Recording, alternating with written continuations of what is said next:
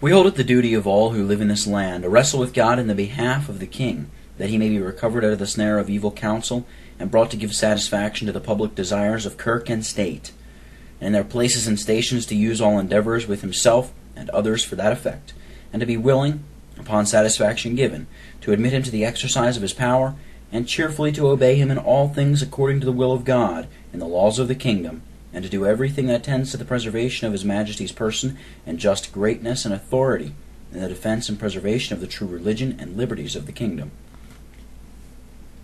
But if his Majesty, or having, or pretending power, and commission from him, shall invade this kingdom upon pretext of establishing him in the exercise of his royal power, as it will be in high provocation against God to be accessory or assisting thereto, so will it be a necessary duty to resist and oppose the same. We know that many are so forgetful of the oath of God and ignorant and careless of the interest of Jesus Christ and the gospel, and do so little tender that which concerns his kingdom and the privileges thereof, and do so much dote upon absolute and arbitrary government for gaining their own ends, and so much malign the instruments of the work of reformation, that they would admit his Majesty to the exercise of his power upon any terms whatsoever, though with never so much prejudice to religion and the liberties of these kingdoms, and would think it quarrel enough to make war upon all these who for conscience sake cannot condescend thereto. But we desire that all these who fear the Lord and mind to keep their covenant impartially would consider these which follows. Number 1. That as magistrates and their power is ordained of God, so are they in the exercise thereof, not to walk according to their own will, but according to the law of equity and righteousness, as being the ministers of God for the safety of his people. Therefore a boundless and illimited power is to be acknowledged in no king nor magistrate. Neither is our king to be admitted to the exercise of his power, as long as he refuses to walk in the administration of the same, according to this rule and the established laws of the kingdom, that his subjects may live under him a quiet and peaceable life in all godliness and honesty. Number 2. There is one mutual obligation and stipulation betwixt the king and his people. As both of them are tied to God, so each of them are tied one to another for the performance of mutual and reciprocal duties. According to this, it is statute and ordained in the 8th Act of the First Parliament of King James VI, quote, that all kings, princes, or magistrates whatsoever, holding their place, which hereafter shall happen in any time to reign and bear rule over this realm, at the time of their coronation and receipt of their princely authority, make their faithful promise by oath in the presence of the eternal God, that during the whole course of their lives they shall serve the same eternal God to the utmost of their power, according as he hath required in his most holy word, contained in the Old and New Testament, and according to the same word shall maintain the true religion of Christ Jesus, the preaching of his most holy word, and do and right ministration of his sacraments now received and preached within this realm, and shall abolish all false religion contrary to the same, and shall rule the people committed to their charge according to the will and command of God revealed in his word, and according to the laudable laws and constitutions received within this realm, and shall procure to the utmost of their power to the Kirk of God and the whole Christian people true and perfect peace in all time coming, and that justice and equity be kept to all creatures without exception, unquote. Which oath was sworn first by King James VI, and afterwards by King Charles at his coronation, and is inserted in our national covenant, which was approved by the king who lately reigned. As long, therefore, as his Majesty who now reigns refuses to hearken to the just and necessary desires of state and kirk, propounded to his Majesty for the security of religion and safety of his people, and to engage and oblige himself for the performance of his duty to his people, it is consonant to Scripture and reason in the laws of the kingdom, that they should refuse to admit him to the exercise of his government until he gives satisfaction in these things. Number 3. In the league and covenant, which hath been so solemnly sworn and renewed by this kingdom, the duty of defending and preserving the king's majesty, person, and authority is joined with, and subordinate unto the duty of preserving and defending the true religion and liberties of the kingdoms. And therefore his Majesty, standing in opposition to the just and necessary public desires concerning religion and liberties of the kingdoms, it were a manifest breach of covenant and preferring of the king's interest to the interest of Jesus Christ, to bring him to the exercise of his royal power, which he, walking in a contrary way, and being compassed about with malignant counsels, cannot but employ unto the prejudice and ruin of both. Number 4. Was not an arbitrary government and unlimited power the fountain of most of all the corruptions both in Kirk and State? And was it not for restraint of this, and for their own just defense against tyranny and unjust violence, which ordinarily is the fruit and effect of such a power, that the Lord's people did join in covenant, and have been at the expense of so much blood, pains, and treasure these years past? And if his majesty should be admitted to the exercise of his government before satisfaction given, were it not to put in his hand that arbitrary power which we have, upon just and necessary grounds, been so long withstanding, and so to abandon our former principles and betray our cause?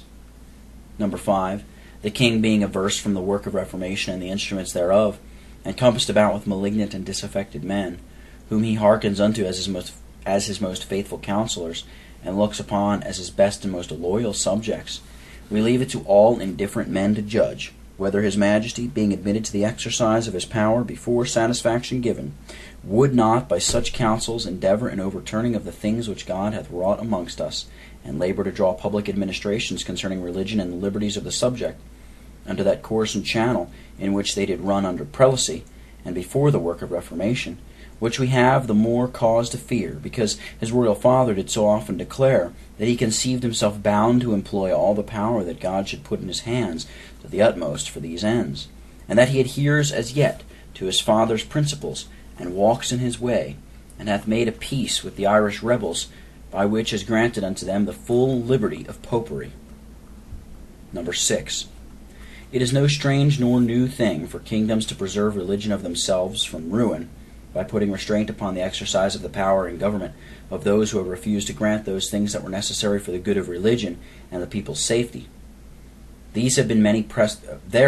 precedents of it in this and other nations of old and of late. Upon these and other important considerations it shall be the wisdom of every one who dwells in the land to take heed of such a temptation and snare, that they be not accessory to any such designs or endeavors as they would not bring upon themselves and upon their families the guilt of all the detriment that will undoubtedly follow thereupon to religion and the covenant, and of all the miseries and calamities that it will bring upon his majesty's person and throne, and upon these kingdoms. Such a thing would in all appearance be the undermining and shaking, if not the overthrowing and destroying, of the work of reformation. And therefore whosoever attempt the same oppose themselves to the cause of God, and will at last dash against the rock of the Lord's power, which hath broken in pieces many high and lofty ones since the beginning of his work in these kingdoms. And it is unto us a sure word of promise, that whosoever shall associate themselves or take counsel together or gird themselves against God and his work shall be broken in pieces. It is not only joining in arms with the malignant party that all these who would keep their integrity hath need to beware of, but also subtle devices and designs that are promoted by fair pretexts and persuasions to draw men to dispense at least with some part of these necessary desires that are propounded to his majesty for securing of religion. After many turnings and devices, the foundation of the unlawful engagement was at last laid by his majesty's concessions in the year 1648, wherein, though many things seemed to be granted, yet that was denied without which religion and the union betwixt the kingdoms could not have been secured. And it is probable that such a way may be essayed again, and prosecuted with very much cunning and skill to deceive and ensnare the simple. It doth therefore concern all ranks and conditions of the persons to be the more wary and circumspect, especially in that which concerns the national covenant and the solemn league and covenant, that before his majesty be admitted to the exercise of his royal power, that by and attore the oath of coronation, he shall assure and declare by his solemn oath under his hand and seal his allowance of the national covenant and the solemn league and covenant, and obligation to prosecute the ends thereof in his station and calling, and that he shall for himself and successors consent and agree to acts of Parliament in joining the solemn league and covenant, and fully establishing Presbyterian government, the directory of worship, the confession of faith, and catechisms, as they are approven by the General Assembly of this Kirk and Parliament of this kingdom, in all his majesty's dominions, and that he shall observe these in his own practice and family, and that he shall never make opposition to any of these, nor endeavor any change thereof. Albeit the league and covenant be despised by that prevailing party in England, and the work of uniformity, through the retardments and obstructions that have come in the way, be almost forgotten by these kingdoms, yet the obligation of that covenant is perpetual, and all the duties contained therein are constantly to be minded and prosecute by every one of us and our posterity, according to their place and stations, and therefore we are no less zealously to endeavor that his Majesty may establish and swear and subscribe the same, than if it were unanimously regarded and stuck unto by all the kingdom of England. For his Majesty swearing and subscribing the league and covenant will much contribute for the security of religion, his Majesty's happiness, and the peace of his kingdoms. As it is incumbent to all who live in this kirk and kingdom to be watchful and circumspect, so it concerns these of the most high and honorable court of Parliament and their committees in a special way to see to their duty, and to be straight and resolute in the performance of the same. Their former proceedings is upon us a sufficient evidence and ground of hope that they will not be wanting in any necessary testimony of duty and loyalty that they owe to the king, by using all just and seasonable endeavors for obtaining satisfaction of his Majesty, that so he may be established upon his thrones. And we trust that upon the other hand, the sense of their obligation to God, and his oath that is upon them, will make them constantly to adhere to their former principles, resolutions, and desires concerning religion and the covenant, that real satisfaction may be had thereanent before the king be put in the exercise of his power, and that they will carefully provide for the safety of the kingdom, both in regard of the intestine dangers and in regard of invasion without. It is not long since then, together with the rest of the land, made solemn public confession of compliance with malignants, carnal confidence, following of self-interests, and hearkening to the counsels of flesh and blood, and did in a special way engage themselves to comply, and seek themselves and their own things no more, to abandon the counsels of their own hearts, and not to rely upon the arm of flesh, and to purge judicatories and armies from profane and scandalous persons. And God forbid that they should so soon forget or neglect so necessary duties, and fall again unto so great and grievous transgressions. We trust that they will seek the things of Christ, and not their own things, that they will hearken to his word, and not walk in the imaginations of their own hearts, that they will rely upon the arm of the Lord, and not upon the arm of flesh,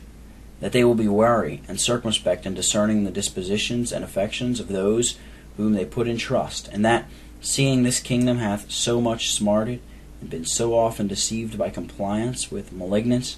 they will carefully avoid this snare, in regard of those who were upon the former unlawful engagement, and be tender in bringing in of such. And we cannot but exhort them in the name of the Lord to take notice of the oppressions of the people and commons of the land, by the lawless executions of the landlords, collectors, and soldiers. We do not justify the murmurings and grudgings of those who, preferring the things of the world to the gospel and things of Jesus Christ, repine at necessary burdens, without which it is not possible that the land can be secured from invasion without and insurrection within, or the cause and people of God be defended from enemies. It is the duty of every one who hath taken the covenant willingly and with a cheerful mind to bestow their means and their pains, as they shall be called thereunto, in an orderly way. Yet should these to whom God hath committed the government take care that they be not needlessly burdened, and that none grind their faces by oppression, not only by making of laws against the same, but by searching out the cause of the poor, and by executing these laws timorously upon these that oppress them, that they may find real redress of their just grievances and complaints, and be encouraged to bear those burdens which cannot be avoided. As the Parliament have begun, so we hope they will continue, to purge out all those from trust that are not of known integrity and affection to the cause of God, and of a blameless and Christian conversation,